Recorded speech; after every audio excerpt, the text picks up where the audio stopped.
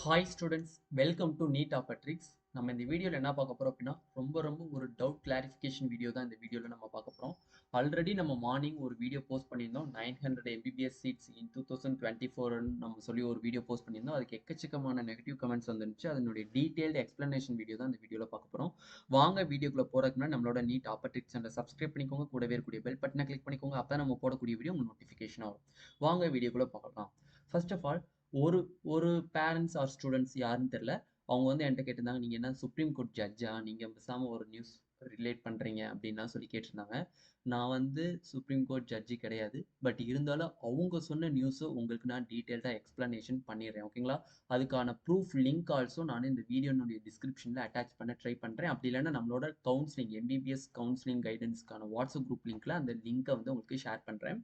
நல்லா கவனிங்க. ஜூலை 1 மத்தியானம் 2:30க்கு இந்த நியூஸ் ரிலீஸ் ஆயிருக்கு. NEET UG 2024 don't hope retest will be conducted for solitary persons. Supreme Court tells petitioner.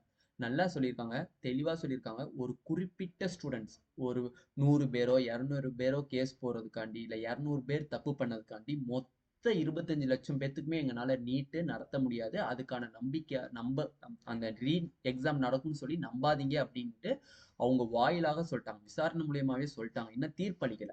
But என்னன்னா, ஒரு குறிப்பிட்ட ஸ்டூடெண்ட்ஸ் ஒரு 200 பேர் தப்பு பண்ணியிருக்காங்க அப்படிங்கிறதுக்காண்டி 25 லட்சம் பேத்துக்குமே நம்மளால ரீநீட் கண்டக்ட் பண்ண முடியாது அப்படிங்கிறத சொல்லிட்டாங்க. அதை பத்தி நீங்க நம்பவும் வேணாம் அப்படின்னு சொல்லிட்டாங்க. அதுதான் இவ்வளவு பெரிய கேஸ். அதுக்கான நியூஸ் ஆர்டிக்கல் தான் இந்த இதுக்கான லிங்கை வந்து நம்மளோட எம்பிபிஎஸ் கவுன்சிலிங் கைடன்ஸ்க்கான வாட்ஸ்அப் குரூப்ல நான் ரிலீஸ் பண்றேன். அதை நீங்க எடுத்து படிச்சு பார்த்துக்கலாம். அதுல என்ன சொல்லியிருக்காங்க அப்படின்னா, கிட்டத்தட்ட இப்போ re exam means grace mark கொடுத்த ஸ்டூடெண்ட்ஸ் வந்து எங்களுக்கே தெரிஞ்சிச்சு. ஸோ அது தப்புன்ட்டு அதனால நாங்கள் 23ஆம் தேதி நீட் கண்டக்ட் பண்ணோம்.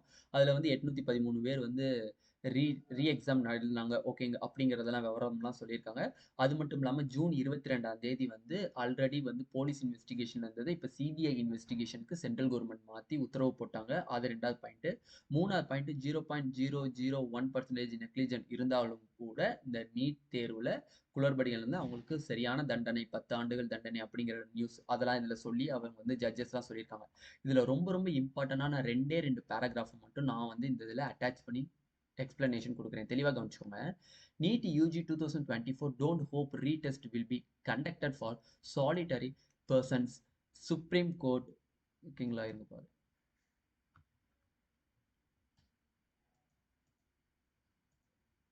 ஓகேங்களா? சுப்ரீம் கோர்ட் டெல்ஸ் பெட்டிஷனர்னு சொல்லிட்டாங்க. நீங்க யாரும் நம்ப வேணாம். ஒரு குறிப்பிட்ட பர்சன்ஸ்க்காண்டி ரீடெஸ்ட் கண்டக்ட் பண்ண முடியாது. அந்த நம்பிக்கை இருக்க வேணாம் அப்படிங்கிற அளவுக்கு சொல்லிட்டாங்க. அது மட்டும் இல்லாமல் இந்த பேரா தான் வெரி இம்பார்ட்டன்ட். ஏன்னா வந்து சுப்ரீம் கோர்ட் வந்து விசாரணையோ எதுவுமே பண்ணல. ஜஸ்ட் அந்த பெட்டிஷனர் ஒரு கேஸ் போட்டிருக்காங்க. ரீவேல்யூஷன் நடத்துங்கன்னு சொல்லி கேஸ் போட்டதுக்கு அதுக்கு சுப்ரீம் கோர்ட் வாயிலாக ஜூலை 1 சொன்ன பதில் என்னன்னு பாருங்க.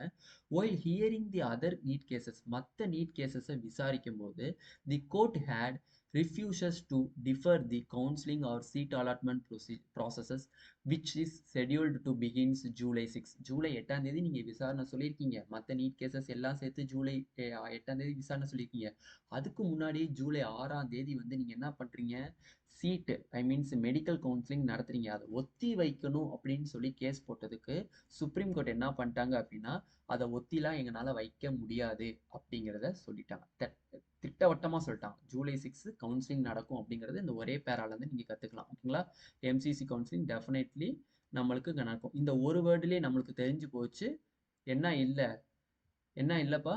ரீநீட்டு கிடையாது. இதை தான் நான் சொல்லியிருந்தேன். இதுக்கு தான் நிறைய பேர் சொல்லியிருந்தாங்க, நீங்கள் என்ன சுப்ரீம் கோர்ட் ஜட்ஜான்னு கேட்டிருந்தீங்க. நான் கொடுக்குற லிங்கை ஃபுல் அண்ட் ஃபுல் தெளிவாக படிங்க. அதுலேயே உங்களுக்கு தெரியும்.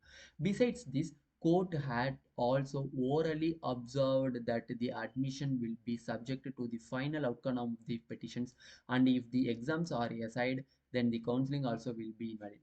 ஒரு ஆள் 2 ஆள் தப்பு பண்ணதுக்காண்டி நாங்கள் ஒரு கேஸை எடுத்து இது தப்புன்னு நாங்கள் சொன்னோம்னா மொத்த கவுன்சிலிங்குமே வந்து சம்பிச்சு போயிடும். மீன்ஸ் என்னன்னா நின்றும், ஸ்டாப் ஆயிடும். ஸோ அடுத்து வர அகாடமிக் இயர் வந்து கொஞ்சம் அஃபெக்ட் ஆவாங்க அப்படிங்கிற ஒரு கருத்தினால எம்சிசி கவுன்சிலிங் ஜூலை 6 கண்டிப்பாக நடத்தப்படும். அதில் எந்த ஒரு ஒத்தி வைக்கிறதோ இல்லை ஸ்டே கொடுக்குறதோ எதையுமே இப்போதைக்கு பேசலை. ஜூலை 8 தான் தெரியும். பட் இதுலேயே அவங்க தெளிவாக சொல்லிட்டாங்க, ஒத்தி வைக்க மாட்டோம், ஸ்டே ஆர்டர் கொடுக்க மாட்டோம் அப்படிங்கிறத தெளிவாக சொல்லிட்டாங்க. 2வது, பேரண்ட்ஸுக்கு அண்ட் ஸ்டூடெண்ட்ஸுக்கு ஒரு தப்பா கன்வே ஆன நியூஸ் என்னன்னா, அது வந்து நானே தப்பா கன்வே பண்ண மாரி தான் எனக்கு தோணுது. ஸோ, அதுக்கு நான் first of all parents and ஸ்டூடண்ட்ட ரொம்ப ரொம்ப மன்னிப்பு கேட்டுக்கிறேன். ஓகேங்களா? நார்மலா சட்டசபையில நம்மளோட மினிஸ்டர் சுப்பிரமணியம் சார் அவர்கள் சொல்லியிருந்தாங்க. ஆல்ரெடி இருக்கக்கூடிய 5050 எம்பிபிஎஸ் இடங்களுடன் ஓகேங்களா? இந்த வேர்ட நான் கவனிக்காதனால இந்த வீடியோஸ் தப்பாயிருச்சு. ஸோ, அந்த ஒரு மிஸ்டேக் மட்டும் தான் நான் பண்ணது. So, first of all sorry கேட்டுக்கிறேன். 5050 இடங்களுடன் 900 இடங்கள் சேர்க்கப்படும்னு சொல்லியிருந்தாங்க. அந்த 900 இடங்களும் 2024ல வரப்போறதில்ல. மேபி 2025ல வரதுக்கு சான்சஸ் அதிகமா இருக்கு. அப்ப அந்த 900 இடங்கள் எப்படிண்ணே சேர்ப்பாங்க? நியூ மெடிக்கல் காலேஜஸ் வருதா? அப்படின்னு கேட்டீங்கன்னா, அப்படி கிடையாது. 100 சீட் இருக்க வேண்டிய இடத்துல 150 சீட்டா மாத்துவாங்க. இப்ப அதே மாரி பெரிய பெரிய colleges for examples Kilpauk medical college அந்த மாதிரி இருக்கிறதெல்லாம் வந்து 150 200 அந்த மாதிரி சீட்ஸ் வந்து மேட் பண்ணுவாங்க ஓகேங்களா. அப்போ 100 சீட்ஸை 150 சீட்ஸாக மாற்றுவாங்க. நியூ காலேஜஸ்ங்கிறது நம்ம 2026 தான் எக்ஸ்பெக்ட் பண்ண முடியும். ஏன்னா ஒரு வருஷத்துல கட்டி முடிக்கிறது கிடையாது ஓகேங்களா. அப்போ சுப்பிரமணியம் சார் சொன்னது என்னது அப்படின்னா 550 இடங்களுடன் 900 இடங்களை நாங்கள் சேர்ப்போம். புதிய மருத்துவ இடங்கள் சேர்க்கப்படும் சொல்லியிருக்காங்க. அது மேபி 2025ல தான் வருமே தவிர 2024ல கிடையாது. அது மட்டும் இல்லாம நான் ஒரு 5 நியூ காலேஜஸ் சொல்லியிருந்தேன். அதை தான் இதோட நான் லிங்க் பண்ணி சொல்லியிருந்தேன். பட் அந்த நியூ காலேஜஸ் அந்த 5 புதிய மருத்துவக் கல்லூரி, புதிய தனியார் மருத்துவக் கல்லூரிகள் கண்டிப்பா நம்மளுக்கு என்எம்சி ரிலீஸ் பண்ண அந்த நோட்டிஃபிகேஷன்ல பார்த்தீங்கன்னா யூஜி பார் 2024ன்னு சொல்லிட்டாங்க. ஓகேங்களா? அப்ப எந்தெந்த காலேஜஸ் இந்த வருஷம் வரப்போதோ அதுக்கு வந்து யூஜி பார் 2024ன்னு போட்டாங்க. அதுல தான் மொத்தம் 5 நியூ பிரைவேட் காலேஜஸ் வருது. 5 புதிய மருத்துவக் கல்லூரிகள் வருது. அது காலையிலேயே சொல்லிட்டேன். அதுல 1 வந்து பிரைவேட் யூனிவர்சிட்டிஸ், மிச்சம் 4 வந்து பிரைவேட் காலேஜஸ். அந்த காலேஜஸ் வந்துச்சு அப்படின்னா நம்மளுக்கு 750 இடங்கள் கண்டிப்பாக கிடைக்கும். ஓகேங்களா? ஏன்னா வந்து என்எம்சி வந்து அஃபிஷியலா ரிலீஸ் பண்ணிட்டாங்கன்னா கண்டிப்பா அந்த வருஷமே நம்மளுக்கு வந்துரும். ஓகேங்களா? அப்ப யூஜி பார் 2024ன்னு போட்டு தான் வந்து அத்தனை காலேஜஸ் ஆல் ஓவர் இந்தியாலையுமே என்னென்ன காலேஜஸ் 2024ல வரப்போகுது அப்படிங்கிறதுக்கான லிஸ்ட்ல யூஜி பார் 2024ல தமிழ்நாட்டை சேர்ந்த ஒரு 5 புதிய மருத்துவக் கல்லூரிகள் இடம்பெற்றிருக்கனால ஒரு 750 இடங்கள் வந்து நம்ம வந்து ஆட் ஆகும். இதனால தனியார் காலேஜஸ்னுடைய கட் ஆஃப் கம்மியாகும். ஓகேங்களா? ஸோ இப்போ இது ரெண்டையுமே நான் டீட்டெயில்டாக சொல்லிட்டேன். திருப்பியும் சொல்றேன், நான் வந்து சுப்ரீம் கோர்ட் ஜட்ஜெலாம் கிடையாது. கண்டிப்பா அவங்க சொன்ன ஆர்டிக்கலை வச்சு தான் நான் சொல்றேன். ஓகேங்களா? இந்த பேராவை நீங்க தெளிவா படிச்சாலே தெரியும் உங்களுக்கு. ஓகேங்களா? இந்த பேராவை ஃபுல் அண்ட் ஃபுல் தெளிவாக படித்தாலே உங்களுக்கு தெரியும். அவங்க சொல்லிட்டாங்க ஜூலை 6க்கான அந்த இதெல்லாம் வந்து கவுன்சிலிங் எல்லாத்தையும் நாங்கள் வந்து ஒத்தி வைக்க நீதிமன்றம் மறுத்து விட்டது அப்படிங்கிறது சொல்லியிருக்காங்க. ஓகேங்களா? திருப்பி அதை வேணா தமிழில் வேணா படிக்கிறேன். அந்த பேராவை அப்படியே தமிழில் படிக்கிறேன், தெளிவாக கவனிங்க. மற்ற நீட்டு வழக்குகளை விசாரிக்கும் போது ஜூலை 6ஆம் தேதி தொடங்கவிருந்த கவுன்சிலிங் சீட் ஒதுக்கீடு செயல்முறையை ஒத்திவைக்க நீதிமன்றம், தெளிவாக கவனிங்க, நீதிமன்றம்ங்கிறது சுப்ரீம் கோர்ட், நீதிமன்றம் மறுத்துவிட்டது. இது தவிர இறுதி முடிவுகளை உட்பட்டு சேர்க்கை நடைபெறும் என்றும் நீதிமன்றம் வாய்மொழியாக கவனித்தது. மனுக்கள் மற்றும் தேர்வுகள் ஒதுக்கப்பட்டால் அதன் விளைவாக கவுன்சிலிங்கும் செல்லாதாகிவிடும். ஓகேங்களா? புரியுதா? அப்ப ஜூலை 6ஆம் தேதி எம்சிசி கவுன்சிலிங் கண்டிப்பாக நடக்க போகுது. இது ஃபர்ஸ்ட் விஷயம். ஓகேங்களா? கன்ஃபார்ம் கவுன்சிலிங் நடக்க போகுது. ரெண்டாவது விஷயம் என்னன்னா ஜூலை 8ஆம் தேதி இந்த குற்றங்கள் பண்ணாங்க தெரியுமா, அதெல்லாம் கன்ஃபார்ம் ஆச்சு அப்படின்னா அந்த குறிப்பிட்ட மாணவர்களுக்கு மட்டும் நீட் எக்ஸாம் வைக்கிறதுக்கு வாய்ப்பு இருக்குன்னு சொல்லி இன்டைரக்டா சொல்லியிருக்காங்க. அப்படி அந்த குறிப்பிட்ட மாணவர்கள் தப்பு பண்ணனால எல்லா மாணவர்களுக்குமே எக்ஸாம் நடத்தணும் அப்படின்னா இந்த கவுன்சிலிங்கே வந்து என்ன ஆயிரும், இன்வேலிட் ஆயிரும்.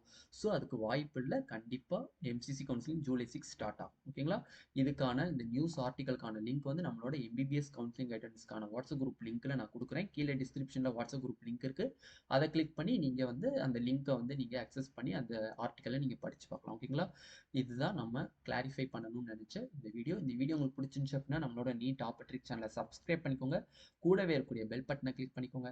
அப்போ தான் நம்ம போடக்கூடிய வீடியோ உங்களுக்கு நோட்டிஃபிகேஷனாக வரும். உங்கள் ஃப்ரெண்ட்ஸ் எல்லாத்துக்குமே ஷேர் பண்ணிக்கோங்க. மறக்காமல் ஃபர்ஸ்ட் ஆஃப் ஆல் திருப்பி பேரண்ட்ஸ் அண்ட் ஸ்டூடெண்ட் அந்த 900 எம்பிபிஎஸ் சீட்ஸ் ஆர் ஆடட்னு சொன்னதுக்கான முதல் மன்னிப்பை வந்து நான் இங்கே வச்சுக்கிறேன். ஓகேங்களா? என்னை மன்னிச்சிருங்க. உங்கள் வீட்டு பிள்ளையா நினச்சி என்னை மன்னிச்சிருங்க. ஓகேங்களா? Thank you students.